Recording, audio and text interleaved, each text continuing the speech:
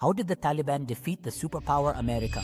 Because comparing the two is like comparing an elephant to an ant. Yet, the saying goes that, like the other great powers in history, America entered Afghanistan on its own terms, but left on the Afghans' terms. America, which landed in Afghanistan in 2001, took the next 20 years to finally leave. That's why the Afghanistan War is officially remembered as the longest war ever fought by America. But friends, for Americans, the length of this war isn't the most important thing. What matters to them is that after 20 years, when this nightmare finally ended, it ended in their defeat, and that's the black mark on their history that they may never be able to erase, no matter how hard they try. So, knowledgeable friends of the R-Each network, let's start this story right from the very beginning. The date was September 11th, 2001, when those terrifying terrorist attacks shook all of America. Those very attacks that are now known as 9/11. They are remembered as 9/11. America quickly concluded that Osama bin Laden and his infamous group Al-Qaeda were behind it. At that time, America demanded from the Taliban government in Afghanistan that Osama bin Laden and all the Al-Qaeda leaders present there be handed over to them. In response, the main leader of the Taliban government, Mullah Omar, replied that they should first be given proof that these people were involved in the attack.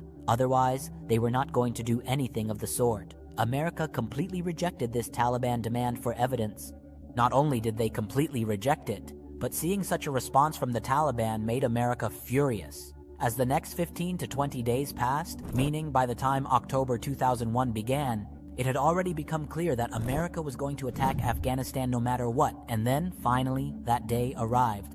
That day finally came on October 7th, 2001, when the skies over almost all of Afghanistan's major cities echoed with the roar of dangerous fighter jets from America and the UK. Deadly bombings had begun in nearly all of Afghanistan's key cities like Kabul, Kandahar, Jalalabad, and Mazar-e-Sharif. The bombings were so intense that, according to later interviews with survivors, people felt as if their teeth, their bones, and every part of their bodies were vibrating from the blasts. Wherever the bombings occurred, everyone in those areas scattered in panic. Just to save their lives, people ran in whatever direction they could find an escape. Because, friends, the reality was that in front of the world's most advanced superpower, not just ordinary people, even the Taliban fighters themselves had no chance of standing their ground. That's why, right from the start, the Taliban decided it was better to flee and go into hiding in secret locations rather than confront America head-on. Some took refuge in secret caves in Afghanistan's mountainous regions. Some crossed the Durand Line to seek shelter in Pakistan, and others. He changed his appearance and blended in with the local population in remote villages of Afghanistan, in such areas where it was difficult or even impossible for America to pursue him. Within just 2 days, because of these dangerous attacks, all of Kabul's electricity had disappeared and the city was plunged into darkness. Due to the continuous bombardment, at night people even started seeing the sky above them turn red. Friends, the famous journalist Sami Yusufzai, once interviewed the Taliban commander of Mazar-e-Sharif, Maulvi Abdur Rahman Akhundzada, who said that during the American attacks, many of our fresh and well-trained fighters were hiding in underground trenches. But the attacks were so intense and so dangerous that even the fighters in those underground trenches were killed right there. Moreover, those fighters who somehow managed to survive these attacks, their noses and ears kept bleeding continuously. Was flowing. The situation had become so dangerous that in that chaos we couldn't even bury our fighters. Friends, Maulvi Akhundzada was the commander of nearly 400 fighters, and even he, in such circumstances, had to flee to Pakistan to save his own life. Had gone, and then, according to him, spent a long time selling tomatoes in Karachi. We hear a similar story about Maulvi Haqqani as well. And remember, here we are not talking about Jalaluddin Haqqani of the Haqqani network, but rather another Haqqani, who used to be a mid-level commander or leader in the Taliban. He too, in this dangerous and chaotic situation, first changed his appearance. That is, he abandoned the traditional white dress of the Taliban and instead wore colorful kurta pajamas like ordinary people, whatever his own dress was, and then crossed the entire mountain range on foot to reach Pakistan. According to him, before entering Pakistan, he stood on a high mountain peak and looked at Afghanistan one last time, thinking to himself that perhaps he would never be able to return to Afghanistan. Similar or almost identical stories were common among every Taliban leader of that era, who, in order to escape America's deadly bombings, managed to reach Pakistan by some means. This included the biggest Taliban leader of that time, Mullah Omar, as well as some of today's famous faces, like Mullah Abdul Ghani Baradar and Amir Khan Muttaqi. All of them were among those people. So, in simple words, you can understand that the Taliban system collapsed so quickly that even America itself probably did not expect it to happen so fast. The entire Taliban government had collapsed, and all the major cities of Afghanistan had come under the control of America and its cooperating Northern Alliance. Now, America had also rapidly begun preparations to establish a new government in Afghanistan with its support, whose leader, as we know, was later made Hamid Karzai. On the other hand, if we look at the Taliban, their leadership was completely scattered. They were not even in contact with each other.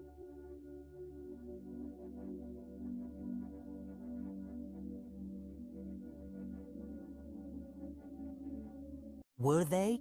The biggest problem for these people was that most of them had taken refuge in Pakistan. Meanwhile, the leaders of Pakistan at that time, meaning General Musharraf, were supporting America right at the front line in this entire matter, in this whole war. Now, because America was treating both Al-Qaeda and the Taliban in the same way, inside Pakistan too, on General Musharraf's orders, not only Al-Qaeda but also all the Taliban members were being hunted down, dragged out, and handed over to America, often after being beaten up. Even the last Taliban diplomat in Pakistan, Mullah Abdul Salam Zaif, was handed over to America after being beaten and abused. Another problem for these people was that they had no information whatsoever about their biggest leader, meaning Mullah Omar. They had no idea. They hadn't received any message from him. In fact, these people didn't even know whether Mullah Omar was alive or not. That's why, during that period, most Taliban members had mentally accepted that whatever had happened in Afghanistan was probably permanent. Nothing was going to change now. That's why, among the Taliban's mid- or low-level leadership and fighters, there was even discussion about whether they too should join the new government being formed with America's support. And, of course, they were being offered this opportunity by America. Because clearly, everything had already ended, and no matter how far you looked, whether you saw anything else or not, one thing was certain. There was no future for the Taliban in Afghanistan. But friends, hold on a moment. This was just the beginning. It was only the first year of a dangerous war that would last 20 years, and after this, everything was about to start that America had never expected. Within just a few days, the Taliban, who seemed to have been buried underground, made a comeback in front of the superpower America. But how? How did the Taliban manage to take on the world's most powerful air force, and that too with war strategies and tactics that were used hundreds or even thousands of years ago? We'll find out everything, but in the next episode of the Afghanistan-America War series. So, whether you do anything else or not, make sure to click the subscribe button below and also press the bell icon next to it so that as soon as this series samsastere, winwon shfati di almas.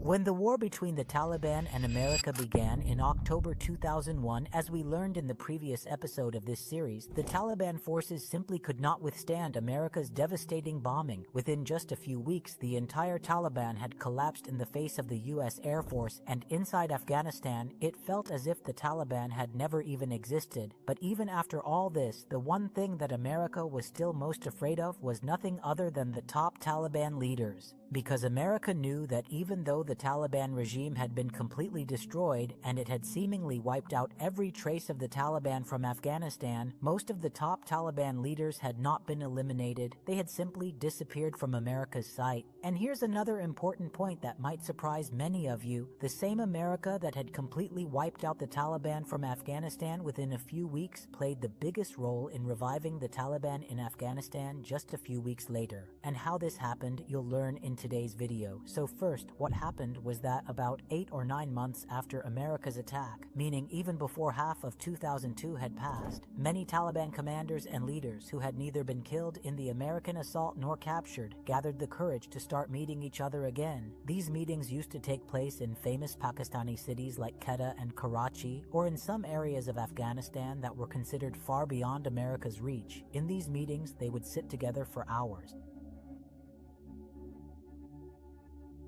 They would talk for hours, and their discussions revolved around Afghan politics, what exactly had happened there, how America had acted, and which direction the future was heading. This series of conversations about Afghan politics kept growing steadily, and eventually it reached a point where that very soon these Taliban commanders began to encourage or motivate their junior members to consider why they shouldn't once again take up arms against America. And they actually succeeded in this goal because very soon countless Afghan fighters started joining forces with them against America. In this way, the beginning of that movement took place, which is considered the first step in the Taliban's return. Now, you all must be wondering, what exactly is this movement? So friends, the thing is that when the Taliban began to rise again, they didn't suddenly form an army of hundreds or thousands. Instead, many different Taliban commanders formed their own groups, recruited people into their respective teams, and each of these commanders, whose groups ranged from 10 to 100 or 150 people, fought their own separate battles. These groups, formed under the leadership of different commanders. He seems to be missing from this entire scene. She was missing from this entire scene, meaning none of these groups had any connection with the main leadership of the Taliban. In fact, these groups didn't even keep in contact with each other. They hardly knew much about one another. All they knew was that, yes, just like us, there's someone in another area also fighting against America. The entire responsibility for each group or mahas rested on its leader. That one person, the commander, was responsible for arranging weapons for all his fighters, managing the finances, planning operations, and was also accountable for both victory and defeat. By 2003, these small groups formed against America, known as Mahas, had spread across 3 key provinces of Afghanistan: Ghazni, Kandahar, and Helmand. In short, you could say that, even if only on a small scale, a guerrilla war against America had begun. These people, sometimes in groups of 100, 150, 200, and occasionally even 400 or 500, would gather, drape themselves in their famous Afghan, or you could say Taliban shawls, pick up machine guns, and enter any village. They would choose a time when almost all the villagers were present, suddenly raid the place, and search every person there. If during the search, it was confirmed that someone was cooperating with America or its puppet government, supporting them or involved with them in any way, those people would be separated from the rest. Later, such people would either be killed or taken to their secret hideouts. Friends, many members of these different groups would secretly send threatening letters to people at night. These letters were called night letters. In these letters, people from a particular area, village, or town were warned not to cooperate with America or its puppet government. If they didn't listen to the group and continued to cooperate or support them, the letter would also warn them to be ready to face the consequences. In summary, in the early days, the main focus of these small groups, or Mahas, was to disrupt the functioning of the new government set up by America and to create obstacles in its every affair. Although they did carry out military actions, those were still on a small scale. Gradually, as time passed and after a lot of hard work, these people finally managed to achieve their first success. Exactly 1 year after the American invasion, they succeeded in capturing their first village. This was a village in Afghanistan's Kandahar province known as Nishan. Now, their string of victories had begun, but as we mentioned earlier, all these small and large groups had no links or connections with each other, and this was going to cost them dearly. The problem was that whenever America or its puppet government